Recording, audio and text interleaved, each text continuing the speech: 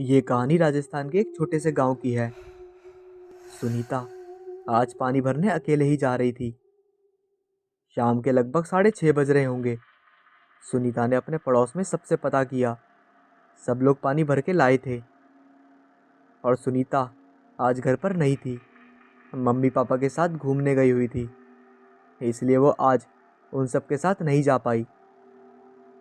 पानी लेने थोड़ा दूर जाना पड़ता है, इस वजह से सुनीता वहाँ पहुँचते पहुँचते अंधेरा भी हो गया था। लेकिन सुनीता पहुंचकर अपने मटके में पानी भर रही थी और पानी भरकर और लेकर घर की तरफ चलने लगी। सुनीता लगभग थोड़ा दूर ही गई होगी कि उसको ऐसा लगा कि जैसे उसके पीछे कोई चल रहा है या उसका पीछा कोई कर रहा हो। सुनीता जैसे ही पीछे पलटी तो पीछे कोई नहीं था। सुनीता ने मन ही मन कहा, लगता है मेरा कोई वहम होगा। इसलिए सुनीता ने इस पर कोई ज़्यादा ध्यान नहीं दिया और वह अपने रास्ते चल रही थी। अंधेरा भी काफ़ी ज़्यादा होने लगा था, लेकिन थोड़ी देर बाद फिर सुनीता को ऐसा लगा कि उसके पीछे कोई है और इस बार उसने सुनीता के कंधे पर हाथ भी रखा था। लेकिन थोड़ी देर बाद फिर सुनीता को ऐसा लगा कि उसके पीछे कोई है और इस बार उसने सुनीता के कंधे पर हाथ भी रखा था। सुनीता को अब उसके सांस लेने और दिल की धड़कने की आवाज़ भी साफ साफ सुनाई दे रही थी। सुनीता बहुत डर गई थी, इसलिए उसने बिना रुके चलते ही चलते और बिना पीछे देखे डरते हुए कहा, कौन है? कौन है?" सुनीता पूरी जान से चीखी, लेकिन सुनीता को उसका कोई जवाब नहीं मिला। सुनीता बिना रुके तेजी से कदम बढ़ा रही थी, लेकिन अब सुनीता को ऐसा एहसास हुआ कि जिसने उसके कंधे पर हाथ रखा था, अब वह सुनीता के चेहरे पर धीरे धीरे उंगलियां चला रहा है। सुनीता एकदम से रुकी और पीछे मुड़ी और मटका नीचे रखकर देखने लगी, लेकिन सुनीता की आंखें तो फटी की फटी रह गई, क्योंकि पीछे दूर दूर तक कोई भी नजर नहीं आ रहा था। चारों तरफ बस बड़ा खतरनाक अंधेरा हो गया था। सुनीता का घर भी यहाँ से लगभग आधा किलोमीटर दूर था। सुनीता के इधर उधर देखने के बाद भी जब उसे कोई नजर नहीं आया तो अपना मटका उठाने को वो वापस चली। लेकिन सुनीता ने देखा आसपास तो कोई नहीं था, फिर भी कोई सुनीता का मटका लेकर भाग रहा है। रेगिस्तान में रेत ही रेत होती है, इसलिए जिधर वो भाग रहा था उधर बस रेत ही रेत से भरी धूल उड़ रही थी। सुनीता भी उसी धूल में उसके पीछे पीछे भाग रही थी, रोते चिल्लाते हुए, कौन हो तुम? कौन हो? रुको, मटका छोड़ो मेरा, रुको। सुनीता बिना रुके चिल्लाते हुए उसके पीछे लगातार भाग रही थी। तभी ऐसा लगा, सुनीता का पैर किसी चीज से टकराया और सुनीता तुरंत जमीन पर गिरी। रेतों से भरी धूल उड़ रही थी, इसलिए सुनीता को साफ साफ तो कुछ नहीं दिखाई दे रहा था। सुनीता के पास उसका फ़ोन था। उसने अपना फ़ोन निकाला और उसकी फ्लैशलाइट जलाई और देखने की कोशिश करने लगी कि वो किस चीज़ से टकरा गई थी। और जैसे ही सुनीता ने फ्लैशलाइट की रोशनी में देखा तो सुनीता के होश उड़ गए और सुनीता के मुंह से चीख निकल गई। उस रेगिस्तान में सुनीता की आवाज़ दूर दूर तक जा रही होगी। सुनीता इतनी तेज चिल्लाने चीखने लगी क्योंकि सुनीता ने देखा जिस चीज़ से वह टकराई थी वह सुनीता की जैसी ही कोई लड़की पड़ी हुई थी। उस लड़की से खून बह रहा था और बगल में वह मटका रखा हुआ था जो सुनीता भरकर घर ले जा रही थी। सुनीता ने लाइट में देखा कि उस लड़की के नाक मुंह से खून बह रहा है। चेहरा बिल्कुल कटा हुआ है और वह जमीन पर पड़े पड़े तड़प रही थी। कुछ देर तड़पने और चीखने के बाद उसका शरीर शांत पड़ जाता है। सुनीता सामने खड़े ये सब देख रही थी कि अचानक कोई सुनीता के पीछे से आकर दोनों पैर पकड़ लेता है और सुनीता को उसी रेगिस्तान की रेतों में घसीटता हुआ वहाँ से दूर ले जा रहा था। सुनीता चीख रही थी, चिल्ला रही थी और दर्द से कहते हुए सुनीता तड़प रही थी और बस लगातार एक ही बात कह रही थी, कौन हो तुम, कौन हो, छोड़ो मुझे, छोड़ो। ये बोलकर वो बड़ी जोर से चीखती है और चीखने के कारण उसकी नींद खुल जाती है और वो देखती है कि वो तो अपने बिस्तर पर ही लेटी हुई है। सुनीता समझ जाती है कि उसने कोई खतरनाक भयानक सपना देखा है, लेकिन सुनीता की सांसें अभी भी बहुत तेज तेज चल रही थी। उसका गला सूखा जा रहा था और फिर वो अपने बिस्तर से उठती है और फ्रिज से पानी का बोतल निकालकर पानी पीने लगती है। पानी पीने के बाद सुनीता को बोतल फ्रिज में रखकर जैसे ही फ्रिज का दरवाज़ा बंद करती है, तभी अचानक लाइट चली जाती है। सुनीता गुस्से में कहती है, उफ, अरे लाइट को क्या हो जाता है, कभी टाइम से नहीं आती। सुनीता अंधेरे में ही अपने बिस्तर की तरफ जाती है और हाथ से टटोलते हुए अपना मोबाइल फ़ोन ढूंढती है। तभी अचानक उसके हाथ किसी मुलायम चीज़ पर पड़ जाते हैं। सुनीता मन ही मन कहती है, ये मोबाइल तो नहीं है, फिर ये क्या है। तभी सुनीता को ऐसा महसूस होने लगा कि उसकी उंगलियों को कोई जोर से पकड़कर दबा रहा है। एक बार फिर से उसकी बड़ी तेजी से चीख निकल जाती है। फिर उसी समय लाइट भी आ जाती है। सुनीता देखती है, वहाँ तो कोई नहीं है और पूरे कमरे में भी कोई नहीं है और सुनीता के कमरे का दरवाज़ा भी बंद था। आश्चर्य की बात तो ये थी कि पिछले कई महीनों से सुनीता के साथ रोज ही कोई ना कोई ऐसी घटनाएं होती रहती थी, लेकिन सुनीता को समझ में नहीं आ रहा था कि ये सब वो किसको बताए, क्योंकि उसको पता था अगर वो किसी को बताती भी है तो भी कोई उसकी बातों पर यकीन नहीं करेगा या लोग उसे पागल कहेंगे, क्योंकि स्कूल में भी अक्सर सुनीता के साथ ऐसी घटना कई बार हुई थी।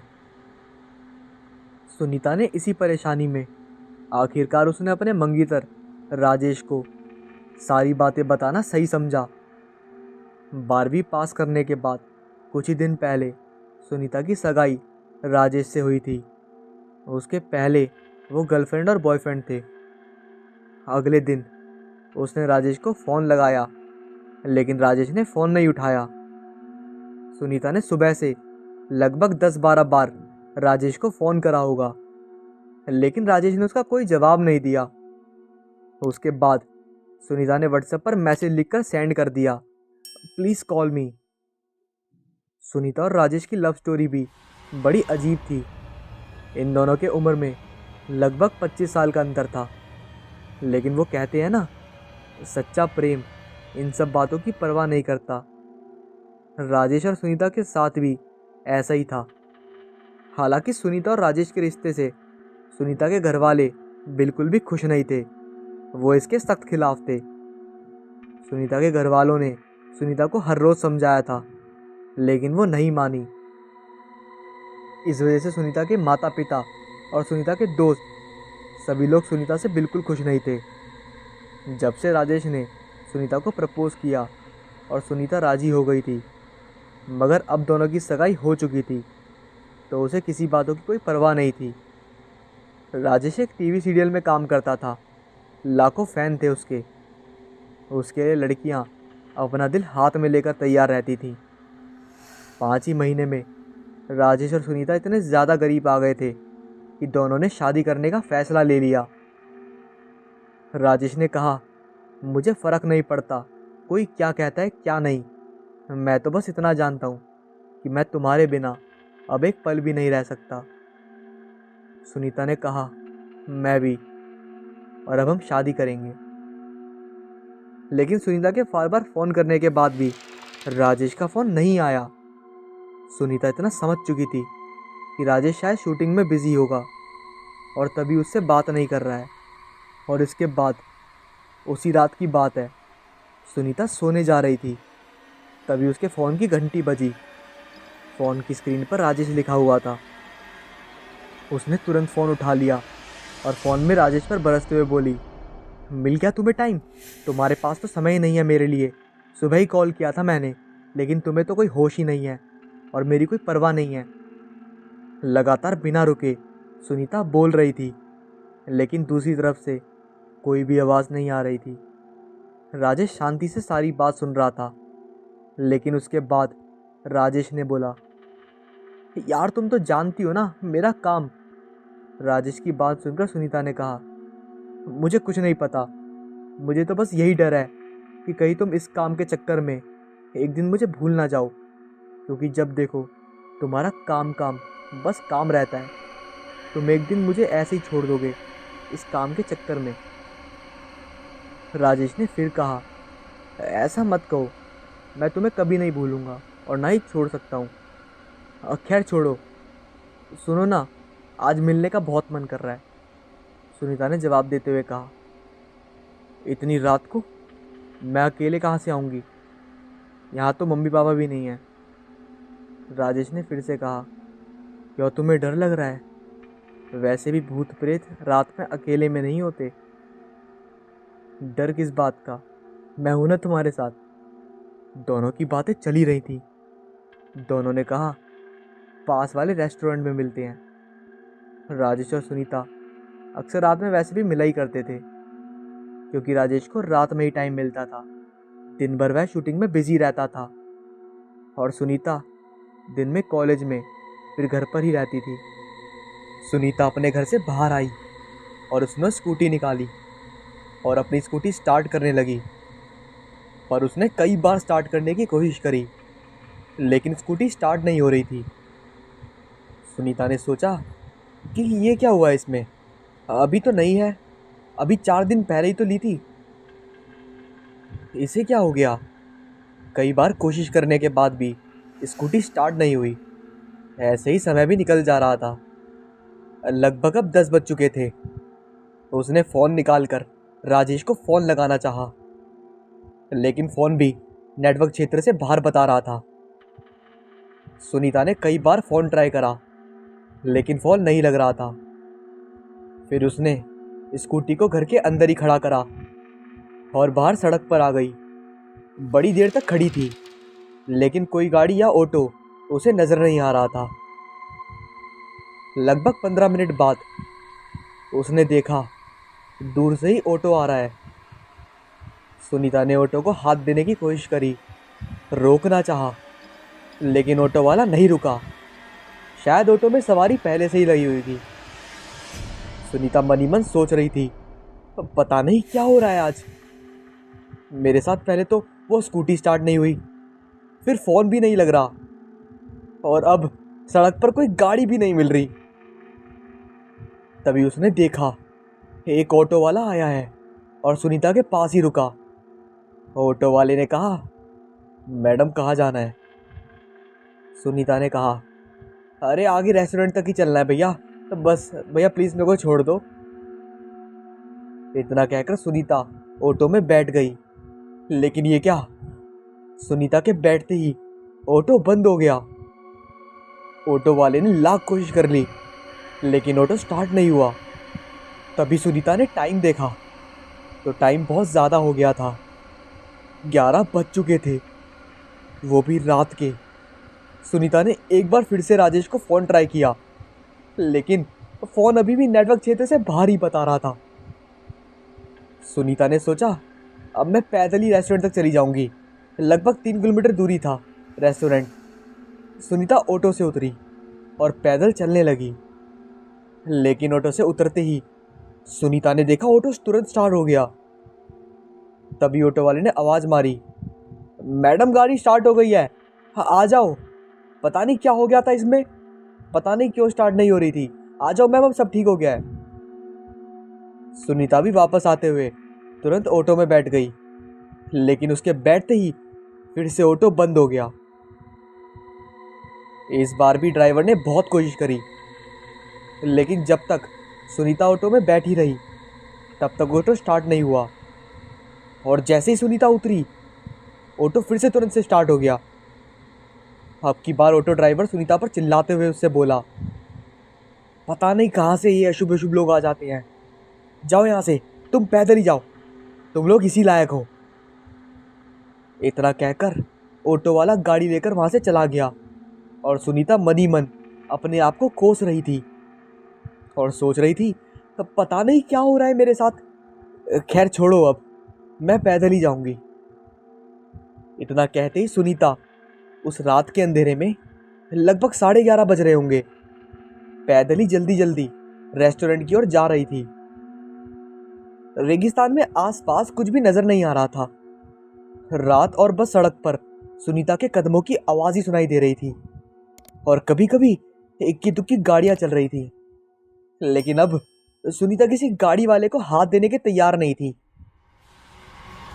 पैदल ही लगातार चले जा रही थी। वह लगभग थोड़ा दूर ही चली होगी कि ऐसा लगा कोई उसका पीछा कर रहा हो। सुनीता ने तुरंत पीछे मुड़कर देखा, लेकिन ये क्या, पीछे तो कोई नहीं था। सुनीता को डर तो लग रहा था, लेकिन वह कर भी क्या सकती थी। वापस घर की तरफ भी नहीं जा सकती थी वो, क्योंकि काफी दूर चलकर आ गई थी। इसलिए वो रेस्टोरेंट की तरफ ही लगातार चल रही थी और बस बार बार राजेश को फोन लगाने की कोशिश कर रही थी। पर अब पता नहीं क्या, अभी राजेश का फोन अभी तक नेटवर्क क्षेत्र से बाहर ही बता रहा था। सुनीता गुस्से में चली जा रही थी। अभी थोड़ी दूर ही गई होगी, तभी सुनीता की सैंडल टूट गई। अब सुनीता ने मुड़कर सैंडल की ओर देखा और मन ही मन सोचने लगी, पता नहीं आज ऐसा क्यों लग रहा है, कोई शक्ति या फिर कोई मुझे राजेश से मिलने से रोके जा रहा है। सुनीता के दिमाग में बस यही सब चल रहा था कि पहले मेरी स्कूटी स्टार्ट नहीं हुई और फिर जब मैं ऑटो में बैठ रही हूँ तो ऑटो बार बार बंद हो रहा है, और अब तो यार हद ही हो गई, इस सैंडल को भी अभी टूटना था क्या। यही सोच रही थी वो। तभी एक कार आ रही थी। उसकी हेडलाइट सुनीता की आंखों में इतनी तेज लग रही थी कि सुनीता की आंखें उसी समय मानो चंदी आ गईं। उसको कार ड्राइवर पर बड़ा गुस्सा आ रहा था, लेकिन अचानक कार की हेडलाइट बंद हुई और सुनीता की नज़र कार के नंबर प्लेट पर पड़ी तो सुनीता के चेहरे पर मुस्कान आ गई, क्योंकि वो कार राजेश की थी। सुनीता भागते हुए कार के पास गई। राजेश ने हंसते मुस्कुराते हुए कार का दरवाज़ा खोला और फिर दोनों प्रेमी निकल पड़े रात के अंधेरे में सुनसान सड़क पर। सुनीता को गुस्सा तो आ ही रहा था, लेकिन राजेश ने सुनीता को मनाते हुए कहा, जानती हो सुनीता, मेरे पास तुम्हारे लिए एक बड़ा शानदार सरप्राइज है। सुनीता हंसते हुए बोली, अरे वाह, सरप्राइज। राजेश ने फिर कहा, सुनीता, मैंने तुम्हारे लिए एक बंगला खरीदा है। शादी के बाद हम दोनों वहीं रहेंगे। क्या तुम देखना चाहोगी वो बंगला? उसके बाद राजेश सुनीता को उस बंगले में ले गया। दोनों बंगले के अंदर गए, लेकिन सुनीता को पता नहीं ऐसा क्यों लग रहा था कि वह यहाँ पहले भी कभी आई हुई है। सुनीता ने उस समय तो राजेश से कुछ नहीं कहा, लेकिन वह उस बंगले में हर जगह घूम घूम कर देख ली थी। ऐसा लग रहा था सुनीता को कुछ याद आ रहा है, पर पता नहीं क्यों सुनीता सोच रही थी, शायद मैं यहाँ इस जगह को बहुत अच्छी तरह से जानती हूँ, पर मैंने कब देखा है यार, याद क्यों नहीं आ रहा। और मैं यहाँ कब आई हूँ इसी उधेड़बुन में। सुनीता घर पीछे की तरफ चली गई, पर पता नहीं सुनीता को क्या लगा, सुनीता रोने लगी, वो भी जोर जोर से। राजेश अंधेरी बैठा था, तुरंत भागते हुए वहाँ पर आया। उसने कहा, सुनीता क्या हुआ, तुम क्यों यहाँ पर अकेली अकेली रो रही हो, क्या देखा तुमने, बोलो सुनीता। लेकिन सुनीता ने इतना ही कहा कि कुछ नहीं, बस कुछ नहीं। सुनीता ने कुछ नहीं बताया। राजेश को काफ़ी फिक्र सताने लगी और फिर राजेश सुनीता का हाथ पकड़कर सीढ़ियों से चढ़ता हुआ छत पर ले गया। राजेश उसे दिखा रहा था छत के ऊपर से कितना अच्छा नज़ारा लगेगा, लेकिन सुनीता जैसे जैसे उस घर के अंदर घूम रही थी तो उसे ऐसा लग रहा था कि उसको कुछ याद आ रहा है। लेकिन सुनीता ये भी सोच रही थी कि ऐसा कैसे हो सकता है, क्योंकि वो तो कभी इस बंगले में तो दूर की बात है, वो शहर के इस तरफ भी नहीं आई कभी। छत पर जाते ही सुनीता ने आसपास नजर दौड़ाई तो उसे आसपास की जगह भी जानी पहचानी लग रही थी। इसलिए इस बात सुनीता ने तुरंत राजेश से कहा, राजेश मुझे ऐसा लगता है मैं यहाँ पहले भी कभी आई हूँ, पर पता नहीं क्यों मुझे ये घर भी बहुत जाना पहचाना लग रहा है। सुनीता की बात सुनकर राजेश ने कहा, नहीं सुनीता, तुम यहाँ कब आई? तुमको तो मैं पहली बार यहाँ लेकर आया हूँ, तो तुम कैसे आ सकती हो? यहाँ तुम्हें ऐसे ही कोई वहम हो रहा है सुनीता। सुनीता ने फिर कुछ सोचते हुए कहा, पता नहीं, लेकिन मुझे यहाँ आकर कुछ बहुत ज़्यादा याद आ रहा है। ऐसा लगता है जैसे ये जगह मुझसे जुड़ी हुई है। वो दोनों छत पर बैठकर बातें कर रहे थे। तभी सुनीता ने थोड़ी देर में फिर कहा, इस बंगले के दूसरी तरफ भगवान शिव का एक पुराना मंदिर भी तो है। सुनीता की बात सुनकर राजेश अपनी आंखें बड़ी करते हुए बड़ी हैरानी से बोलता है, तुम्हें कैसे पता? सुनीता ने अपनी बात जारी रखते हुए कहा, राजेश, मुझे इस घर से जुड़ी सारी बात याद आ रही है, और मुझे ये भी पता है कि इस घर में किचन सीढ़ियों से राइट साइड पर है, और मुझे ये भी पता है कि इस घर में बाथरूम कहाँ है। राजेश अपनी आंखें बड़ी करके हैरानी भरी नज़रों से सुनीता को देख रहा था बस। तभी सुनीता अपनी जगह से उठकर थोड़ा दूर रेलिंग के पास गई और एकदम से चिल्लाते हुए बोलने लगी। इस बार सुनीता की आवाज़ अब बहुत ज़्यादा बदल चुकी थी। सुनीता ने रेलिंग के पास से ही कहा, राजेश, 23 साल पहले तुम्हारे साथ ही तो रहती थी, भूल गए? राजेश, तुमने पहले तो मेरे साथ प्यार का नाटक करके अपने मकसद के लिए शादी करी, तो उसके बाद तुम्हारा मकसद पूरा हो गया तो फिर तुमने इसी छत पे से मेरे साथ क्या करा था, भूल गए क्या? राजेश इस आवाज़ को बहुत अच्छी तरह से पहचानता था। ये आवाज़ नीतू की थी। राजेश के माथे से अब पसीना निकलने लगा। राजेश बहुत घबराया हुआ था। राजेश थोड़ा पीछे हटकर डरते हुए बोला, नीतू, तुम कैसे आई? तुम तो मर गई थी ना? तो फिर? सुनीता ने फिर उसी बदली आवाज में बोला, हाँ राजेश, तुमने तो मुझे अपनी जिंदगी का एक कांटा समझ लिया था, और उस रात तुमने उस कांटे को भी हटा दिया था, लेकिन मुझे तुमसे अपना हिसाब तो चुकता करना ही था, क्योंकि तुमने मेरी हत्या करी और अपनी पावर के दम पर उस हत्या को मेरी आत्महत्या साबित कर दिया। इसलिए मुझे तो आना ही था। तो फिर मैंने सुनीता के रूप में पुनर्जन्म लिया, तुझसे बदला लेने के लिए। राजेश, तुझे तो तेरे की सजा में मिलाकर रहूंगी। राजेश, अब तुझे मरना होगा और तू मरेगा। सुनीता की बात सुनकर राजेश डरता हुआ माफ़ी मांगने लगा और कहने लगा, नीतू, मुझे माफ़ कर दो, मुझे छोड़ दो, मुझसे गलती हो गई थी। उस समय मैं कुछ समझ नहीं पा रहा था, मुझे माफ़ कर दो।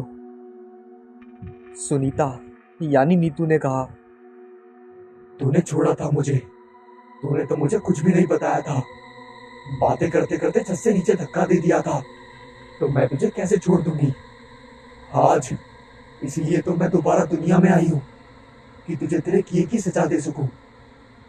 उसके बाद राजेश डरता हुआ पीछे की तरफ भागने लगा, लेकिन तभी उसका पैर किसी चीज़ से टकराया और वो सीधा ऊपर से नीचे गिरने लगा। राजेश छत से नीचे सीधा ज़मीन पर जा गिरा और चीखता चिल्लाता तड़पता हुआ अपना दम तोड़ दिया। अब राजेश की हालत वैसी हो गई थी जिस हालत में नीतू की मौत हुई थी। उसी हालत में राजेश भी आज मर गया और इसके साथ ही नीतू का बदला पूरा हुआ और साथ ही सुनीता के पिछले जन्म के रहस्य से पर्दा उठ गया।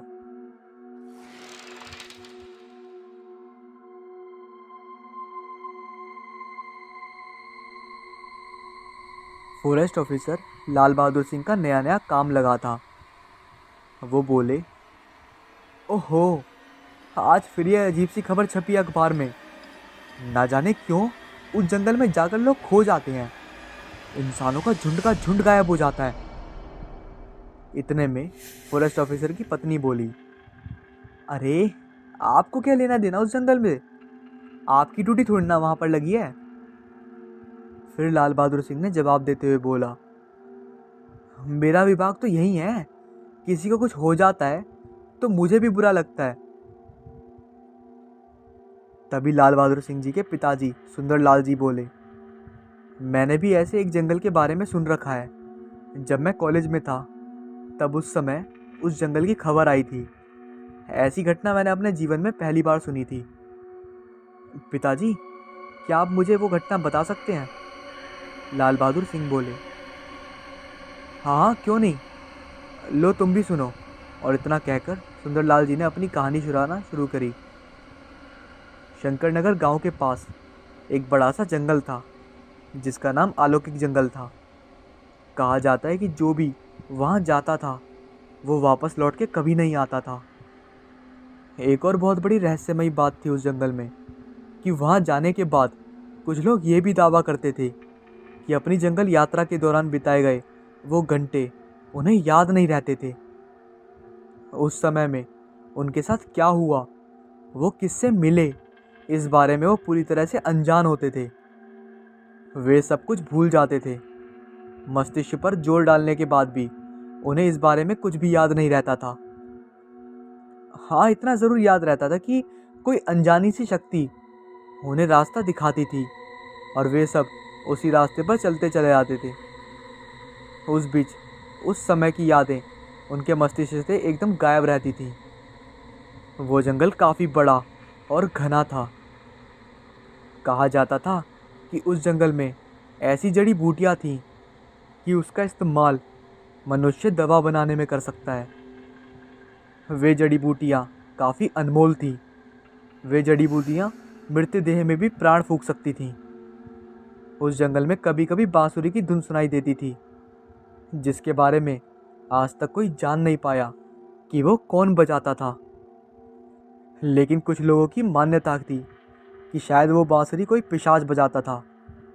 वो जब जीवित था तो जंगल से लगे गांव में रहने वाली उसकी प्रेमिका उसकी बांसुरी की तान सुनकर दौड़ी चली आती थी। दोनों का प्रेम गांव वालों को नामंजूर था, इसलिए एक दिन गांव वालों ने उसे मार दिया और वो पिशाच बनकर उसी बरगद के पेड़ के पास रहने लगा। उस जंगल के पास के गांव में जो बुजुर्ग रहते थे वो ये कहते थे कि कई सालों पहले उस जंगल को कटवाकर लोग खेती बाड़ी किया करते थे। वहाँ पर अच्छी फसल हो जाया करती थी। लेकिन फिर ना जाने उस जंगल में एक दिन खेती करने वालों को एक बड़ा सा आदमी हाथ में अनोखा हथियार लिए वहाँ पर दिखाई दिया। लोग कहते थे कि वो आदि मानव था। उसके पीछे और भी बहुत से उसी तरह के लोग थे जिनकी शक्ल तो वहाँ के लोगों को दिखाई नहीं पड़ी, लेकिन वो लोग भी उस बड़े आदमी जैसे ही थे। गांव के कई लोग तो डर के कारण इधर उधर छिप गए, लेकिन उस बड़े आदमी ने सबको मार डाला। उस आदमी के बाद से लोगों ने वहाँ खेती करना छोड़ दिया। उन सब की लंबाई आसमान को छूने वाली थी। वो उन्हें कोई नुकसान ना पहुँचाए, यही डर उन सब के मन को सताता रहता था। उस जंगल में एक झरना बहता था। उस झरने में लाल रंग के गोल आकार के पत्थर थे। उन पर जब सूरज की रोशनी पड़ती तो इंद्रधनुष की तरह रंग बिखरा करता था। लेकिन शाम के समय उस पत्थर पर पड़ने वाली रोशनी झरने के पानी को काला कर देती। इसका कारण क्या था ये किसी को भी नहीं पता था। जिस किसी ने भी उन पत्थरों को छूने की कोशिश की है तो उसको अपनी जान गंवानी पड़ी। जो भी उन पत्थरों को देखता तो उसे वो पाने की इच्छा रखता, लेकिन उसे पाना सरल नहीं था, क्योंकि जो भी उन पत्थरों को छूने की कोशिश करता वो पत्थर अपने आप गायब हो जाते और वो झरना उस इंसान को पानी में डुबा कर मार देता था। गांव के बहुत से लोगों की मौत उन पत्थरों को पाने के कारण हुई। उस जंगल में बहुत सारी अनदेखी घटनाएं होने लगी जिसकी उम्मीद किसी ने नहीं की थी। रात को गांव वालों को बांसुरी की तान सुनाई देती थी, जिसके कारण सबको इतनी गहरी नींद आती थी कि सबकी आंख सुबह ही खुलती। इसका क्या कारण हो सकता है, इसके बारे में बहुत से लोगों ने पूछा, लेकिन उसका जवाब किसी के पास भी नहीं था। उनके लिए वो एक अजीब सी घटना थी जो पहले कभी किसी ने घटते हुए नहीं देखी थी। एक बार गांव के मुखिया उस रहस्यमय जंगल के भीतर गए और 2 दिन बाद वहां से लौटे, लेकिन तब तक उनके बोलने की क्षमता खत्म हो चुकी थी। किसी ने उनकी जीवा काट दी थी। वे केवल रोए जा रहे थे और फिर उन्होंने स्याही कलम की सहायता से कागज पर बहुत अजीब अजीब चित्र बनाकर दिखाए जो किसी उड़न तस्तरी की तरह दिखते थे। और जो इंसान उन्होंने बनाए वो पृथ्वीवासियों की तरह तो बिल्कुल भी नहीं दिखते थे। मुखिया जी ने उस रहस्यमय जंगल में कुछ तो अजीब देखा था। फिर उसी रात मुखिया जी ना जाने कहाँ गायब हो गए। उनकी पत्नी ने बताया कि वो आसमान से ना जाने कैसी चमकीली चीज़ धरती पर उतरी जो उन्होंने अपनी कोठरी की खिड़की से देखी थी, और उस रोशनी की चमक इतनी ज़्यादा थी कि उनकी आंखें चौंधिया गईं, जिससे उनकी आंखें बंद हो गईं। और जब उन्होंने आंखें खोली तो मुखिया जी अपने बिस्तर से गायब हो चुके थे और वो चमकीली चीज़ वापस आसमान में जाती हुई दिखी। उस दिन के बाद फिर कभी किसी ने उस रहस्यमय जंगल में जाने की कोशिश नहीं की। ना जाने ऐसा क्या रहस्य था उस जंगल में जो वहाँ पर इतनी विचित्र घटनाएं हो रही थीं। ये कहते कहते सुंदरलाल जी उस रहस्यमय जंगल की कहानी बताते बताते रुक गए। दोस्तों, इस वीडियो के नीचे कमेंट ज़रूर करना, क्योंकि आपके कमेंट करना बहुत ज़रूरी है। आपके कमेंट से मुझे पता लगेगा कि मुझे किस टाइप की वीडियो बनानी चाहिए, किस टाइप की नहीं बनानी चाहिए। और मैं आपसे कहता हूँ कि मेरी वीडियो में जो भी प्रॉब्लम हो, जो भी दिक्कत हो, आप मेरे को कमेंट में ज़रूर बताएं, ताकि मैं अगली वीडियो से सुधारने की पूरी कोशिश करूँ। और हाँ, इस चैनल को सब्सक्राइब करें या ना करें, मुझे इससे कोई दिक्कत नहीं है, लेकिन आपको अगर सेटिस्फैक्शन मिलता है तो आप मेरे चैनल को सब्सक्राइब करें, और अगर नहीं मिलता है तो कोई बात नहीं। बाकी आप प्लीज़ कमेंट ज़रूर करें, क्योंकि आपके कमेंट से मुझे बहुत फ़र्क पड़ता है, बहुत ज़्यादा। धन्यवाद। शुभ रात्रि।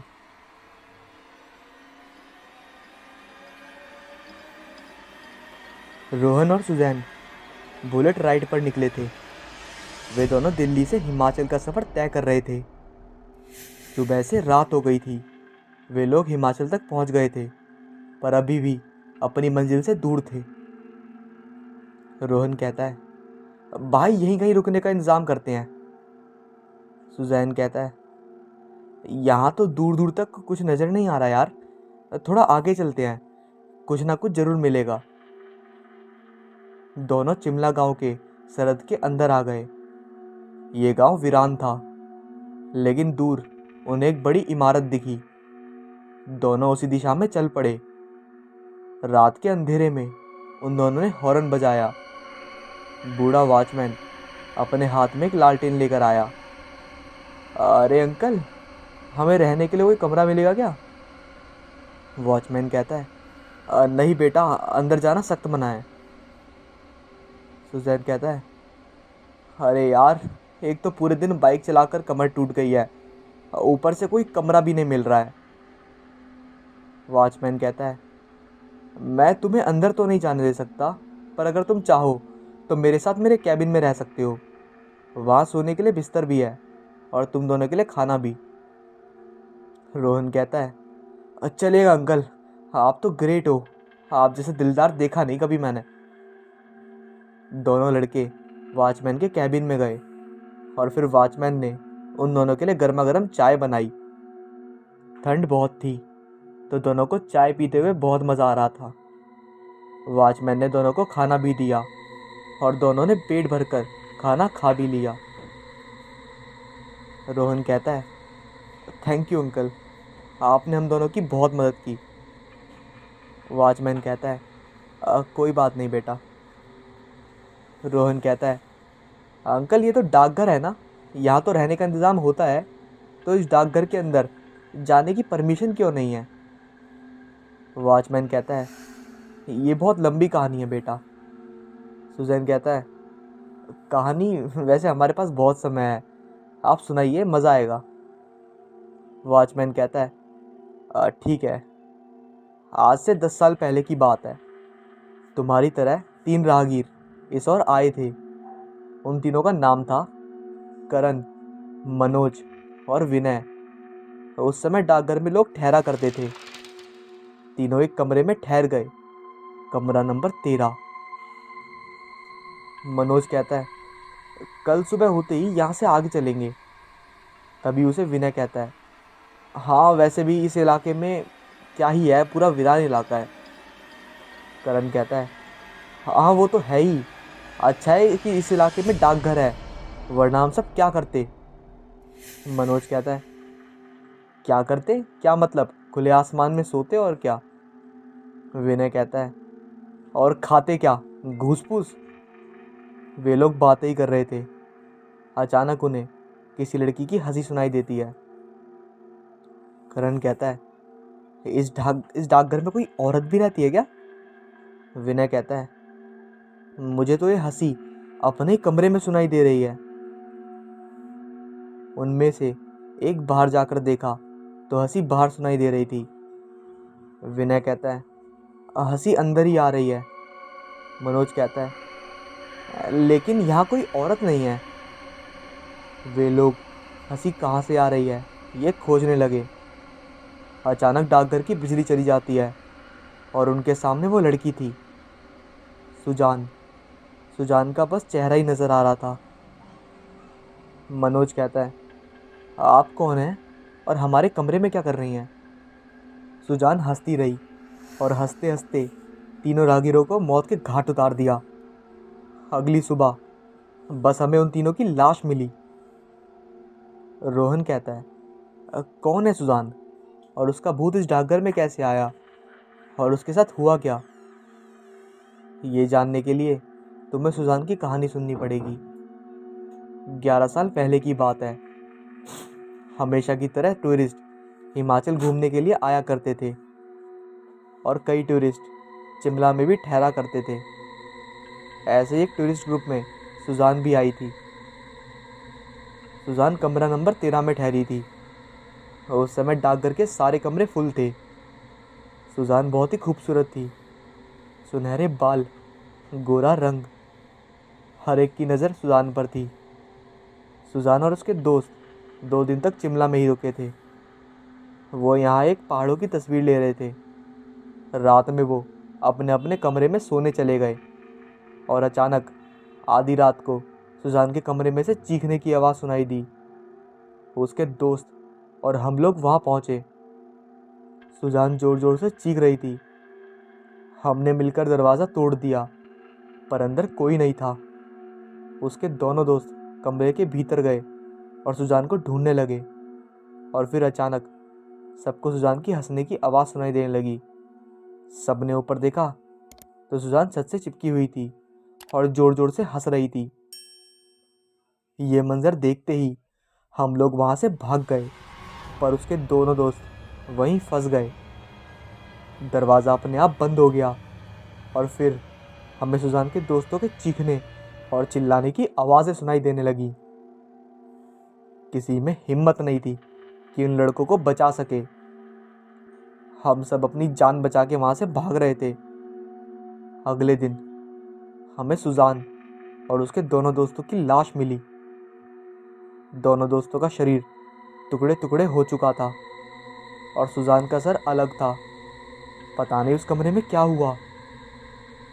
मनोज कहता है, ये तो बहुत अजीब हुआ, लेकिन सुजान के साथ आखिर हुआ क्या, वह भूत कैसे बन गई। वॉचमैन कहता है, पता नहीं, लेकिन उस दिन के बाद से जो भी इस डाकघर में रहने आया उन सब की लाश भी वैसे ही मिली। शिमला के लोगों ने इस डाकघर को बंद कर दिया और यहाँ किसी को रहने की अनुमति नहीं है। तभी सुजैन कहता है, अंकल जी आपको कुछ क्यों नहीं हुआ। वॉचमैन कहता है, क्योंकि मैं कभी भी रात में डाकघर के भीतर गया ही नहीं। मनोज कहता है, अंकल, मुझे ये कहानी अधूरी सी लग रही है। मुझे जानना है कि सुजान के साथ उस कमरे में हुआ क्या। वॉचमैन कहता है, अब ये तो खुद सुजान ही बता सकती है। वैसे रात बहुत हो चुकी है, कुछ घंटे सो जाओ तुम दोनों। वॉचमैन गहरी नींद में सो गया, पर सुजैन और रोहन को नींद नहीं आ रही थी। वो लोग दबे पांव डाकघर की ओर बढ़ गए। डाकघर में अंधेरा था, तो रोहन ने अपनी टॉर्च ऑन कर ली। रोहन कहता है, चल कमरा नंबर 13 ढूंढते हैं। उन लोगों ने कमरा नंबर 13 की तलाश की और कमरे के अंदर जाते ही दरवाज़ा अपने आप बंद हो गया। रोहन टॉर्च से देखने की कोशिश कर रहा था, तो तभी उसके सामने एक औरत थी। दोनों की चीख सुनकर बूढ़े वॉचमैन की नींद खुल जाती है और वो कहता है, हे भगवान, इन बच्चों को मैंने मना करा था, लेकिन आजकल के बच्चे ना जाने क्यों बड़े बुजुर्गों की सुनते ही नहीं है। ना जाने ये डाकघर और कितने लोगों की बलि लेगा।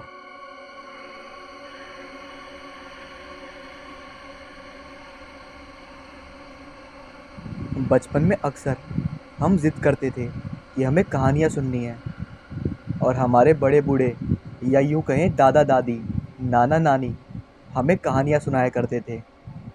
और हमें ज़्यादा रोमांच हमेशा भूत प्रेत और पिशाच की कहानियों में ही आता था। जब हम डरते डरते उन्हीं के गोदी में सो जाया करते थे, कहानी सुनते सुनते।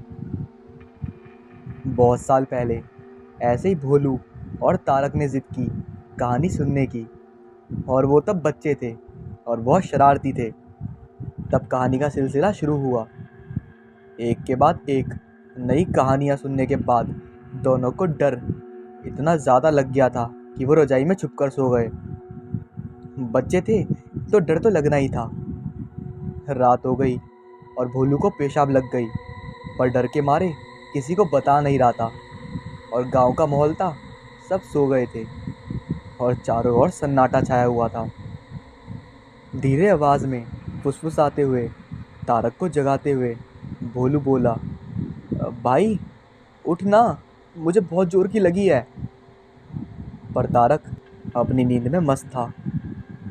भोलू और तारक शहर में पहली बार गांव आए थे, क्योंकि नानी का घर तो सबको प्यारा होता है। भोलू ने एक बार फिर कहा, भाई उठना, लेकिन वो नहीं उठा। भोलू की नज़र सामने खिड़की पर थी, जहाँ से बाहर का घोर अंधेरा दिख रहा था, और भोलू के दिमाग में वो कहानी घूम रही थी जो उसे नाना जी ने सुनाई थी, उल्टे पैर वाली चुड़ैल की कहानी, जो बच्चों को उठा के ले जाती थी और खा जाती थी। भोलू और तारक अपने कमरे में थे, और भोलू इतना डरा हुआ था कि दूसरे कमरे में जाके किसी को जगाए कैसे जगाए। भोलू ने एक बार फिर कोशिश की और तारक की नींद खुली। भोलू बोला, भाई मैं कब से जगा रहा हूँ, पर तू है कि उठ ही नहीं रहा। तारक बोला, क्या हुआ बोल ना, और भोलू ने उसे बताया। तब दोनों उठे और कहानी का असर अभी तक था दोनों पर। दोनों खिड़की की तरफ एक साथ देखे। बाहर अंधेरा था और सर्दी के मौसम में धुंध भी बहुत थी, जिससे सफ़ेद धुआं सा भी बना हुआ था बाहर। पेशाब करने के लिए बाहर ही जाना था, क्योंकि टॉयलेट घर के बाहर बना हुआ था, जो खेत के बेहद करीब था। भोलू उठा और बोला, चल भाई, वरना बहुत देर हो जाएगी। हाँ हाँ चलते हैं, तारक बोला, और बिना किसी को जगाए घर के दरवाजे पर दोनों चले गए और एक दूसरे को देखने लगे। भोलू बोला, किसी को जगा लेते हैं, पर तारक बोला, नहीं रहने दे, नींद खराब हो जाएगी सबकी। और बहादुरी दिखाने के चक्कर में दरवाज़ा खोलने लगा। धीमे धीमे आवाज़ करते दरवाज़ा खुल रहा था, जो अंधेरे को चीरते हुए शोर कर रहा था। दरवाज़ा खुला, दोनों ने कदम बाहर निकाला और सामने टॉयलेट को देखने लगे और धीमे धीमे कदम से आगे बढ़े। भोलू दौड़कर पेशाब करने घुस गया और तारक बाहर अकेले खड़ा चारों ओर देख रहा था और भयभीत हो रहा था। कुछ देर बाद तारक टॉयलेट का दरवाज़ा खटखटाते हुए धीरे से बोलता है, चलना भोलू, जल्दी कर भाई। इतना बोलते ही वो घबरा जाता है और थोड़ा तेज आवाज़ में बोलता है, भोलू क्या कर रहा है अंदर? पर कोई आवाज़ नहीं आती। तारक टॉयलेट का दरवाज़ा खटखटाता है पर कोई आवाज़ नहीं आती। तारक बहुत घबरा जाता है। तारक और घबरा जाता है और आनन फानन में पलटता है और घर में भागने की जैसे ही कोशिश करता है तो पीछे से एक बूढ़ी महिला की आवाज़ आती है टॉयलेट में से, मैं अभी आता हूँ भाई। तारक एक पल के लिए सुन्न हो जाता है और सामने खिड़की पर देखता है कि भोलू खड़ा है और बोल रहा है, भाई तू बाहर क्या कर रहा है? तारक खिड़की पर देखता है कि गोलू डरी हुई निगाहों से लगातार तारक के पीछे देख रहा था। डर के मारे तारक की आवाज़ मानो चली गई थी। तारक पीछे पलटने को जैसे ही होता है वैसे ही तेज़ आवाज़ में गोलू चिल्लाता है, नहीं तारक, पीछे नहीं। तुझे कहानी याद है ना जिसमें क्या कहा था नाना जी ने, कभी पीछे नहीं पलटना चाहिए। तारक और डर जाता है और वहाँ बेहोश हो जाता है। आखिर छोटा बच्चा था वो।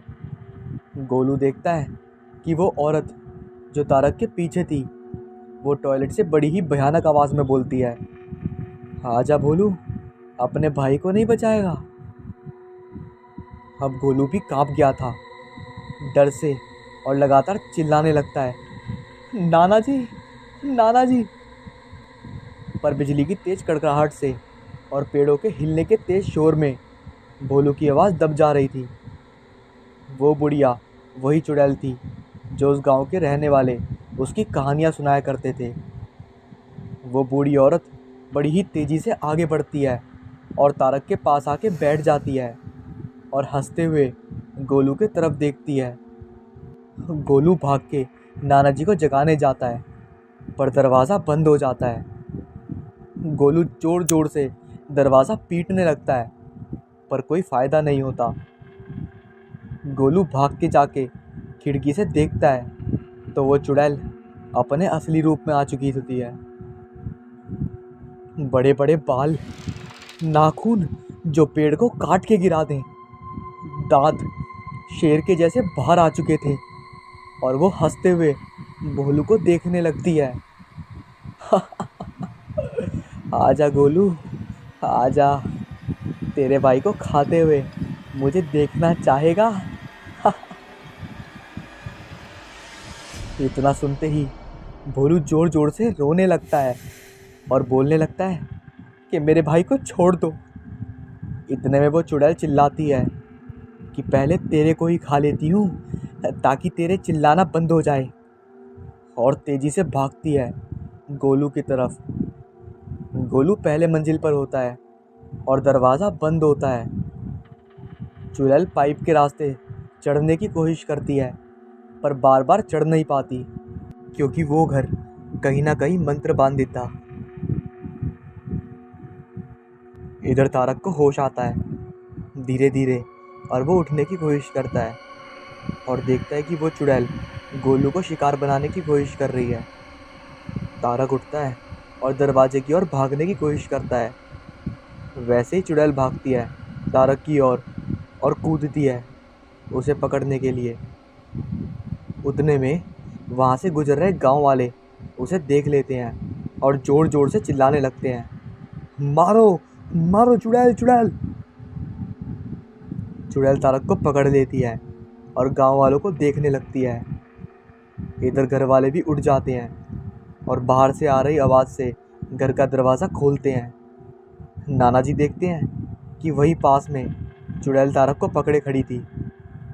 नाना आनन फानन में उसी मंत्र का उच्चारण करने लगते हैं। वो बहुत साल पहले अपने पिताजी से सीखे थे। चुड़ैल मंत्रों को सुन के बेचैन होने लगती है और वहाँ से सब कुछ छोड़कर तेज़ी से भागने लगती है गांव वालों की तरफ और उन पर हमला ना करके जंगल की ओर भाग जाती है। गांव वाले कहते हैं कि नाना जी वो अपने शिकार को कभी नहीं छोड़ती, वो फिर आएगी। और नाना जी तारक को घर में लेके जाते हैं और उसके शरीर पर कोई निशान तो नहीं है, वो ढूंढने लगते हैं। तारक अभी भी बेहोशी की हालत में है, पर गोलू के बारे में कोई सोचता ही नहीं है कि वो कैसा है। गोलू बेहोश होकर अपने कमरे में गिर पड़ा था। यहाँ नाना जी ने पाया कि तारक के पीठ पर चुड़ैल के नाखून के निशान थे, जो नीले हो गए थे। और ये एक चिंता की बात थी, क्योंकि तारक का खून नाखून से खरोच कर चुड़ैल चख चुकी होगी। और अगर ऐसा हुआ तो वो अपने शिकार का पीछा करते हुए हर जगह पहुंचने की कोशिश करेगी, जैसा कि गांव वालों ने कहा था कि वो आएगी। नाना जी के माथे पर पसीना साफ झलक रहा था और हाथ कांपने लगे थे। वो अचानक चिल्लाकर बोले, मैं अपने बच्चों को कुछ नहीं होने दूंगा। नाना जी बोले, भोलू कहाँ है? एकदम से सब छत की ओर भागे तो दरवाज़ा बंद था। दरवाज़ा जैसे तैसे तोड़ा तो देखा गोलू डर के मारे बेहोश हो चुका था, तेज बुखार हो गया था। नाना जी बोले, मेरे घर को एक किसकी नज़र लग गई है? हाय। गोलू डर के मारे बोल नहीं पा रहा था। उसके आंखों के सामने वही बूढ़ी और भयानक शक्ल याद आ रही थी, और वो सोते सोते उठ के बैठ जा रहा था और चिल्लाने लग जा रहा था। नाना जी ने पंचायत बुलाई और गांव वालों से राय लिया कि क्या किया जाए। तो गांव के किसी समझदार बुजुर्ग ने कहा कि तुम्हारा बच्चा तारक अब चुड़ैल का शिकार बन चुका है, वो उसे हर हाल में मारने आएगी और ले जाने की कोशिश करेगी। तो तुम्हें ध्यान रखना होगा, चाहे कितना कोशिश कर लो, वो चुड़ैल अपनी सारी शक्ति लगा देगी। नाना जी ने पूछा, कोई हल तो होगा, वो बताइए। बुजुर्ग ने कहा कि इससे पहले वो तुम्हारे पास आए तुम उसे ढूंढते हुए पहुंच जाओ और ख़त्म कर दो। पर ध्यान रहे, ये बहुत ज़्यादा खतरनाक है, क्योंकि उस तक पहुंचने के लिए तुम्हें कई मुश्किलों का सामना करना पड़ेगा और जान भी गंवानी पड़ सकती है। जंगल के बीच में पहुंचना होगा, एकदम अंधेरी जगह पर, जहां रोशनी और उजाला भी अपना दम तोड़ देते हैं। वहाँ इतनी शांति होगी कि तुम्हारी सांसों की आवाज़ भी तुम्हारे कानों को चुभने लगे, और इतना डर लगेगा कि इंसान सोच के ही मर जाए। तो क्या कर पाओगे तुम? नाना जी कहते हैं, अपने बच्चे के लिए मैं हर मुसीबत से लड़ने को तैयार हूँ।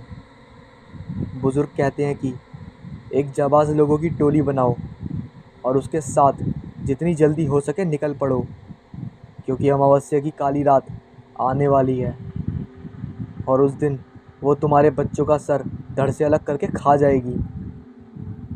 नाना जी पंचायत में गुहार लगाते हैं कि कौन कौन मेरे साथ चलने को तैयार है। मैं बूढ़ा तुम्हारे हाथ जोड़ता हूँ, पर कोई तैयार नहीं होता। तब नाना जी और वो बुज़ुर्ग बोलते हैं कि मैं चलता हूँ।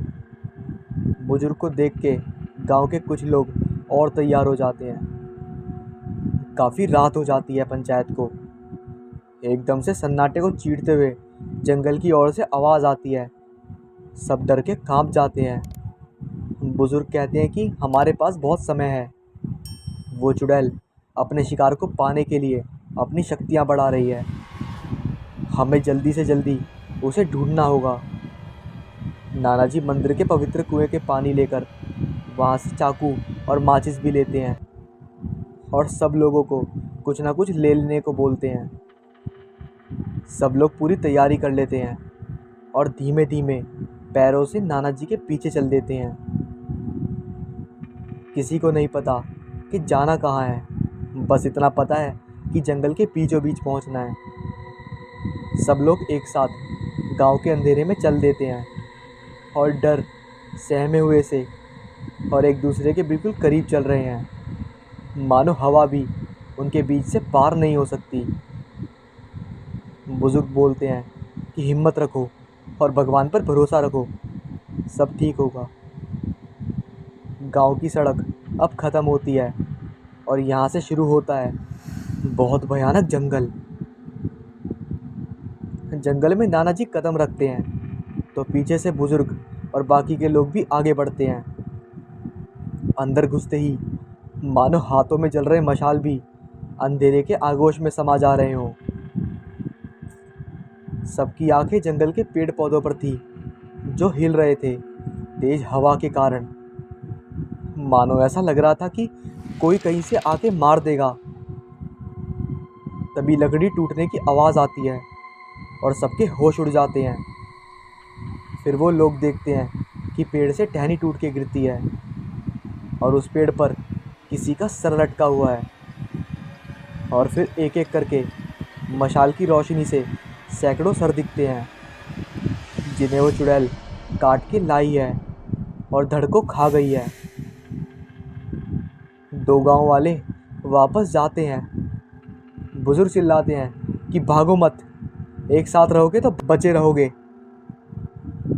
बाकी के लोग आगे बढ़ते हैं और नाना जी आगे आगे पवित्र पानी के साथ बढ़ते हैं।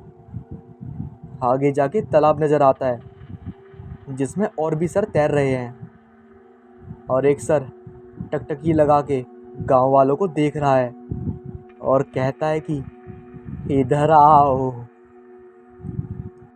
कटे हुए सर से लदे पेड़ से जैसे ही थोड़े आगे बढ़ जाते हैं तो वहाँ एक नदी मिलती है जिसमें और भी सर पड़े हुए थे। उनमें से एक सर टकटकी लगाए देख रहा था और एकदम से बोल पड़ा कि आओ मेरे पास आओ, घबराओ नहीं, ऐसे डर के दूर भागने की कोशिश ना करना वरना उस पेड़ के बाकी लटके सर भी जिंदा हो जाएंगे। ये दृश्य देख के सबके हलक सूख गए। नाना जी दबी आवाज़ में बोले कि तुम बोल सकते हो? कटासर बोला कि इस जंगल की हर एक चीज़ बोल सकती है, पेड़ पौधे जानवर, ये सब उस बुढ़िया चुड़ैल की माया का कमाल है। तुम लोग इतने भयानक जंगल में क्या कर रहे हो? नाना जी बोले कि तुम भी भूत प्रेत हो ना? कटासर बोला बहुत दिन से कुछ खाया नहीं है, हाथ पैर होता तो पकड़ के खा चुका होता कभी तक।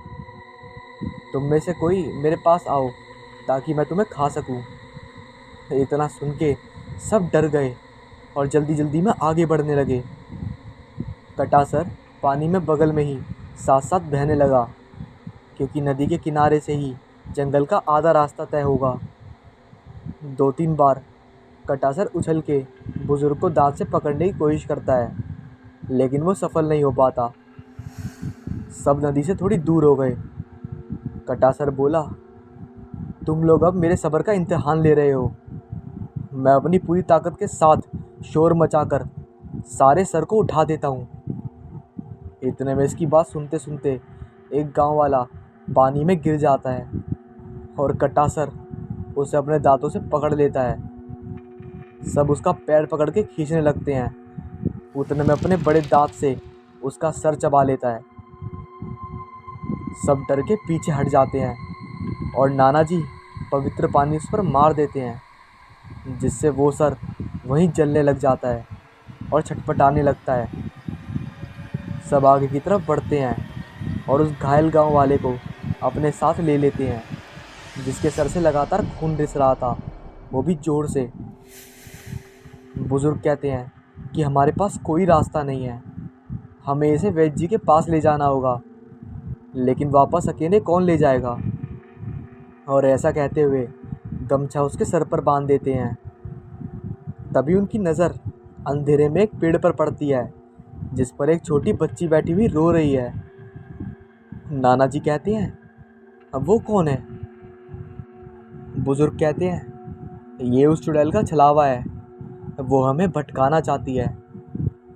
वो बच्ची चिल्ला चिल्ला के उन्हें बुलाती है, आओ ना नाना, मुझे डर लग रहा है, मुझे अपने साथ ले जाओ। नाना जी को थोड़ी दया आ जाती है और वो उसकी तरफ पलटने लगते हैं। बुजुर्ग चिल्लाते हैं खबरदार, अभी हमारे साथी का अंजाम देखा था ना तुमने, चलो चुपचाप सीधा चलो। वो बच्ची बुजुर्ग को घूरने लगती है और उसकी आवाज़ एकदम से बदल जाती है। कहती है कि सबसे पहले तेरा माँ सिखाऊंगी बुड्ढे। बुजुर्ग नाना जी को कहते हैं कि देखा तुमने, ये सब इस चुड़ैल की चाल है, हमें नुकसान पहुंचाने की। जब तक हमारे पास पवित्र पानी और माचिस है, वो हम पर हमला नहीं करेगी। उतने में बीच जंगल में किसी को ज़ोर ज़ोर से हंसने की आवाज़ आती है। बुजुर्ग कहते हैं कि चुड़ैल हमें देख रही है, एक दूसरे से दूर मत होना। सबसे पीछे चल रहे शख्स के हाथों में मशाल बुझ रही थी और उसकी आंखें भी लग रही थीं। कोई उस पर ध्यान नहीं दे रहा था, वो सोने की हालत में था और उसके पीछे कई विचित्र परछाई उसके मशाल के बुझने के इंतज़ार में थी। ऑलरेडी कहानी काफ़ी बड़ी हो गई है, तो इस कहानी का भाग 2 मैं अगले पार्ट में लेके आऊँगा, ठीक है। और जिसको अगर इस कहानी का भाग 2 चाहिए वो मुझे कमेंट कर सकता है।